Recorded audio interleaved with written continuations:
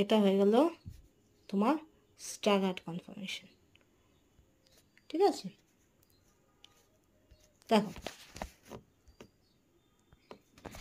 তো Newman projection formula. In the Newman projection the molecule is viewed along the bond joining the key carbon atoms. So there must be two bonds, they are adjacent to each other, so that should be are placed in a circle and they are joined by a bond. Okay, এই projection formula, এই projection formula কি হয়, দুটো carbon থাকে adjacent, তাদেরকে join করে রাখা হয়, আর সেই কার্বন কার্বন বন্ডের রেসপেক্টে আমরা ওরিয়েন্টেশনটা ডিটেক্ট করি।